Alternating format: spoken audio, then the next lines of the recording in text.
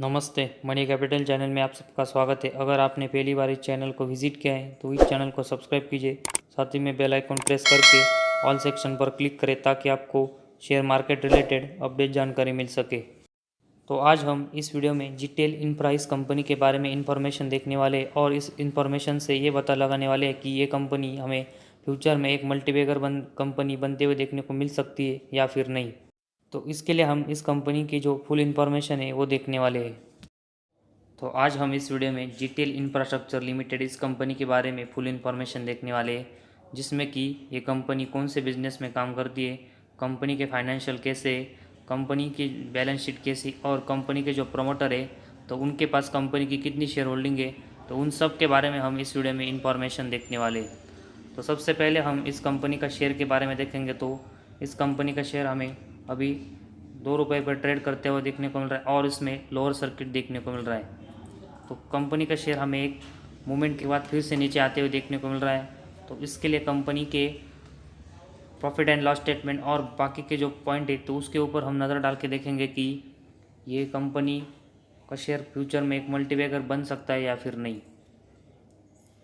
तो सबसे पहले हम कंपनी के बिजनेस के बारे में हम देखेंगे। तो जीटीएल इंफ्रा ये कंपनी हमें GTL infrastructure is engage in the business of passive infrastructure sharing which is base.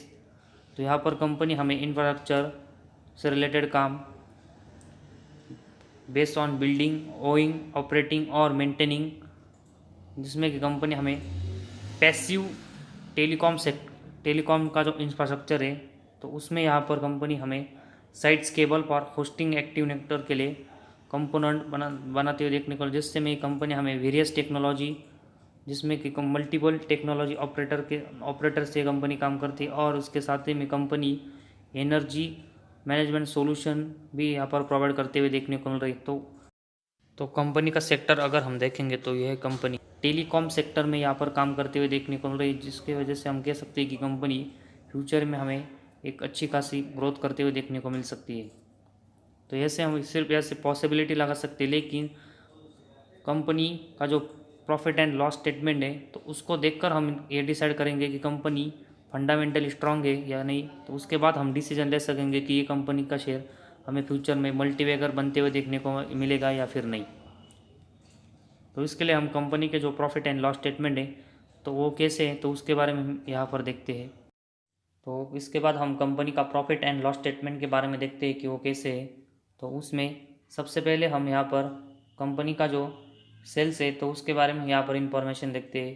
तो मार्च 2010 में कंपनी का सेल्स हम देखेंगे तो हमें ये 348 करोड़ का देखने को मिला था और उसके बाद हम देखेंगे तो कंपनी का सेल्स हमें यहाँ से बढ़ते हुए देखने को मिला है और मार्च 21 तक हम देखेंगे तो हमें सेल ज़रूर कम होते हुए देखने को मिल रहा है, लेकिन कंपनी का सेल्स अभी भी हमें 1410 करोड़ का मार्च 21 में होते हुए देखने को मिल रहा है। वही इसके कंपैरिजन में हम एक्सपेंस देखेंगे तो एक्सपेंस हमें यहाँ कंपनी के जो सेल्स है तो उससे कम होते हुए देखने को मिल रहे हैं। तो ये पॉजिटिव चीज़ हमें यहाँ पर कंपनी के लिए देखने को मिल रही है और कंपनी हमें एक्सपेंस कंट्रोल करते हुए यहाँ से देखने को मिल रही है। तो इसके बाद हम ऑपरेटिंग प्रॉफिट के बारे में यहाँ पर देखते हैं। तो मार्च 10 में कंपनी का ऑपरेटिंग प्रॉफिट 187 करोड़ का था। उसके बाद हमें ये बढ़ते हुए लगातार देखने को मिल रहा है। उसके बाद हमें 281, 304, 299, 249, 202, 204, 1003 करोड़। मार्च 18 में अगर हम देखेंगे तो 735 करोड़, 19 में 187 और यहाँ पर मार्च 20 में देखेंगे तो 272 और मार्च 21 में 427 करोड़ का यहाँ पर कंपनी का ऑपरेटिंग प्रॉफिट देखने को मिल रहा है। तो कंपनी का ऑपरेटिंग प्रॉफिट देखेंगे तो कंपनी हमें अच्छा ऑपरेटिंग प्रॉफिट यहाँ पर जनरेट करते हुए देखने को मिल रही है। वही ऑपरेटिंग प्रॉफिट मार्जिन के बारे में देखेंगे तो मार्च 10 में ऑपरेटिंग प्रॉफिट मार्जिन 54% का था। इसके बाद हमें एक ज़रूर थोड़े कम होते हुए देखने को मिला है, लेकिन ओवरऑल हम देखेंगे तो कंपनी का ऑपरेटिंग प्रॉफिट मार्जिन है वो हमें लगातार एक अच्छा देखने को मिल रहा है और मार्च 21 में हमें ये 30% का देखने को मिल रहा है। तो कंपनी का ऑपरेटिंग प्रॉफिट और ऑपरेटिंग प्रॉफिट मार्जिन दोनों हमें कंपनी अच्छे जनरेट करते हुए देखने को मिल रहे हैं, जो कि कंपनी के बिजनेस के लिए एक अच्छी न्यूज़ है। इसके बाद हम कंपनी का जो सबसे मेन पॉइंट है प्रॉफिट एंड लॉस स्टेटमेंट में, जो कि कंपनी की नेट प्रॉफिट है, तो उसके बारे में हम यहाँ पर इंफॉर्मेशन देखते हैं। तो कंपनी का ऑपरेटिंग प्रॉफिट और ऑपरेटिंग प्रॉफिट मार्जिन हमें ज़रूर प्लस में देखने को मिल रहा है, लेकिन कंपनी का नेट प्रॉफिट हमें यहाँ पर माइनस में देखने को मिल रहा है। तो उसका सबसे बड़ा जो रीज़न है, मतलब ये कंपनी का जो रिजल्ट नेट प्रॉफिट में हमें देखने को मिल रही है वो सभी हमें निगेटिव में देखने को मिल रहे हैं। तो उसका सबसे बड़ा अगर हम रीज़न देखेंगे तो कंपनी के सेल्स के बाद जो एक्सपेंस है, तो उसमें हमें कंपनी ऑपरेटिंग प्रॉफिट ज़रूर जनरेट करते हुए देखने को मिल रही है, लेकिन यहाँ पर जो कंपनी ने जो बोरोइंग्स लिए तो उससे जो कंपनी का इंटरेस्ट भरना है और साथ ही में डिप्रिसिएशन है, तो उसको चुकाने के बाद कंपनी के पास कोई भी प्रॉफिट नहीं बचता और कंपनी हमें यहाँ पर लगातार लॉस में जाते हुए देखने को मिल रही है। तो इसी वजह से कंपनी हमें जो इंटरेस्ट चुकाते हुए देखने को मिल रही है, साथ ही में कंपनी की जो डिप्रिसिएशन है तो उसको चुकाने के लिए हमें यहाँ पर कंपनी बहुत सारी अमाउंट कंपनी को लग रही है। तो इसी वजह से कंपनी हमें यहाँ पर लगातार लॉस में जाती हुई देखने को मिल रहा है, जिससे कि कंपनी को हमें नुकसान होते हुए देखने को मिल रहा है। तो ये कंपनी का नेट प्रॉफिट हमें मार्च 10 से देखेंगे तो कंपनी का ये -3 करोड़, इसके बाद -139, इसके बाद -371 और इसके बाद हम देखेंगे तो -687, -551, -515, -605, -1399, -1893, -1539, -1864 और मार्च 21 में हमें ये लॉस कंपनी का 1271 करोड़ का देखने को मिल रहा है। तो कंपनी जो लॉस में हमें जाते हुए देखने को मिल रही है, जो कि इसके इंटरेस्ट रेट और कंपनी का डिप्रिसिएशन है तो उसकी वजह से देखने को मिल रही है। तो इसी वजह से कंपनी को अपने ऊपर के जो बोरिंग्स है वो कम करने पड़ेंगे, तभी हमें कंपनी नेट प्रॉफिट में आते हुए देखने को मिलेगी, जो कि कंपनी की बिजनेस के लिए एक अच्छी बात होगी। तो ओवरऑल हम देखेंगे तो कंपनी के जो प्रॉफिट एंड लॉस स्टेटमेंट है तो उसमें हमें यहाँ पर कंपनी के रिलेटेड ऑपरेटिंग प्रॉफिट मार्जिन, साथ ही में कंपनी के जो सेल्स देखने को मिल रहे, जो कि कंपनी के एक्सपेंस के कंपैरिजन में हम देखेंगे तो कंपनी के सेल्स हमें एक्सपेंस से ज़्यादा के देखने को मिल रहे, जो कि कंपनी के लिए हमें एक अच्छी बात देखने को मिल रही है। तो कंपनी हमें ऑपरेटिंग प्रॉफिट और ऑपरेटिंग प्रॉफिट मार्जिन अच्छे से जनरेट करते हुए देखने को मिल रही है, लेकिन कंपनी का जो नेट प्रॉफिट है वो हमें लॉस में जाते हुए देखने को मिल रहा है। तो उसकी वजह से कंपनी को इसमें एक अच्छी इंप्रूवमेंट करनी पड़ेगी, तभी कंपनी के लिए एक अच्छी बात यहाँ से होगी। वही इसके बाद ईपीएस भी देखेंगे तो ईपीएस भी हमें लगातार माइनस में देखने को मिल रहा है। तो कंपनी को इसको भी एक अच्छा जनरेट करके प्लस में लाना पड़ेगा, तभी कंपनी के लिए जो प्रॉफिट एंड लॉस स्टेटमेंट है तो वो हमें अच्छे से यहाँ पर देखने को मिलेंगे। इसके बाद कंपनी के जो बैलेंस शीट है तो उसके बारे में हम यहाँ पर इंफॉर्मेशन देखते हैं। तो कंपनी की जो बैलेंस शीट है तो उसमें हमें यहाँ पर जो कंपनी के इस कंपनी के रिजर्व है तो उसके बारे में हम यहाँ पर इंफॉर्मेशन देखते हैं। तो मार्च 2010 में कंपनी के रिजर्व 814 करोड़ के थे। इसके बाद हमें ये रिजर्व लगातार कम होते हुए देखने को मिले और मार्च 13 से तो हमें कंपनी का रिजर्व माइनस में जाते हुए देखने को मिल रहा है। और सितंबर 21 तक हम देखेंगे तो कंपनी के जो बोरोइंग्स है वो रिजर्व है वो हमें -14,322 करोड़ के देखने को मिल रहे, जो कि कंपनी के लिए एक निगेटिव बात हमें यहाँ से देखने को मिल रही है। तो इसके कंपैरिजन में अगर हम यहाँ पर कंपनी के ऊपर जो बोरोइंग्स है तो उसके बारे में देखेंगे तो मार्च 10 में कंपनी का जो बोरोइंग्स है वो हमें 4,417 करोड़ का 70 करोड़ का देखने को मिला था। उसके बाद हमें कंपनी का बोरोइंग्स लगातार उतना ही देखने को मिला था, लेकिन मार्च 16 के बाद अगर हम देखेंगे तो कंपनी का बोरोइंग्स हमें 10,000 करोड़ तक जाते हुए देखने को मिला था। लेकिन इसके बाद कंपनी ने फिर से थोड़ा जो बोरोइंग्स है वो कम किया, लेकिन सितंबर 21 में कंपनी के ऊपर अभी भी हमें 5,000 करोड़ का बोरोइंग्स देखने को मिल रहा है।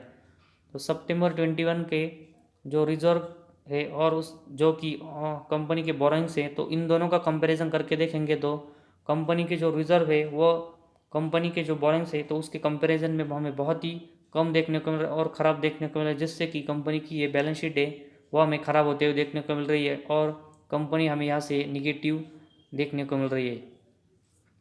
तो कंपनी को यहाँ पर अपने जो रिजर्व्स है तो उसको प्लस में लाना पड़ेगा और साथ ही में कंपनी के जो बोरोइंग्स है कंपनी को कम करने पड़ेंगे और उससे कंपनी का जो इंटरेस्ट रेट कम होगा और उससे कंपनी हमें नेट प्रॉफिट जनरेट करते हुए देखने को मिलेगी। तो कंपनी को इन सभी सेक्शन में अच्छी खासी इंप्रूवमेंट करनी होगी, ताकि कंपनी के शेयर होल्डर के लिए हमें एक अच्छी बात यहाँ से देखने को मिले।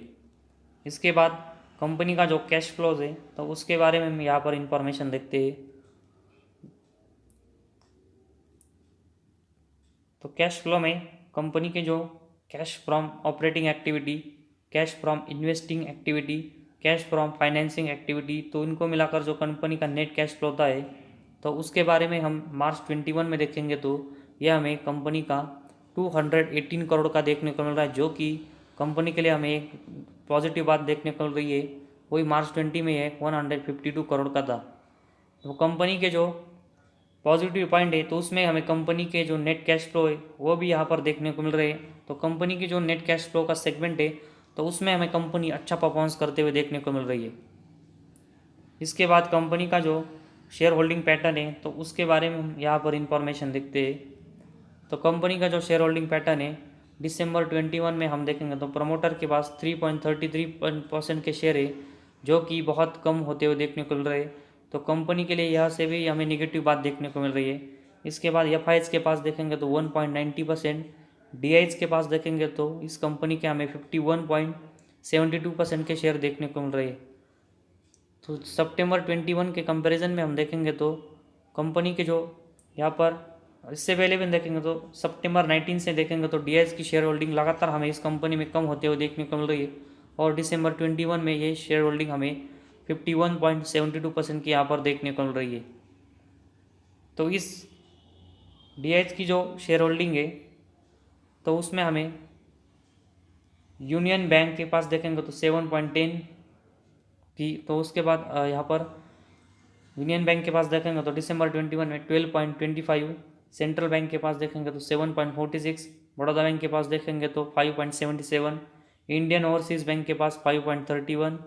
इसके बाद पंजाब नेशनल बैंक के पास देखेंगे तो इन्होंने अपनी शेयर होल्डिंग यहाँ पर कम किए, तो उनकी शेयर होल्डिंग यहाँ पर हमें देखने को नहीं मिल रही है। इसके बाद ICICI बैंक की इस कंपनी में हमें 4.18% की हिस्सेदारी देखने को मिल रही है, IFCI की 3.05 और बैंक ऑफ इंडिया की 3.61% की यहाँ पर शेयर होल्डिंग देखने को मिल रही है। तो इस कंपनी का परफॉर्मेंस देखेंगे तो कंपनी हमें थोड़ा अच्छा परफॉर्मेंस पिछले कुछ दिनों से करते हुए देखने को मिल रही है। तो वो इसी वजह से देखने को मिल रही है कि बहुत सारे DIs की इस कंपनी में इन्वेस्टमेंट है, लेकिन वो भी इस कंपनी में हमें इन्वेस्टमेंट लगातार कम करते हुए देखने को मिल रहा है, जो कि कंपनी के लिए निगेटिव बात है। इसके बाद पब्लिक के पास देखेंगे तो पब्लिक हमें यहाँ पर शेयर होल्डिंग बढ़ाते हुए देखने को मिल रही है।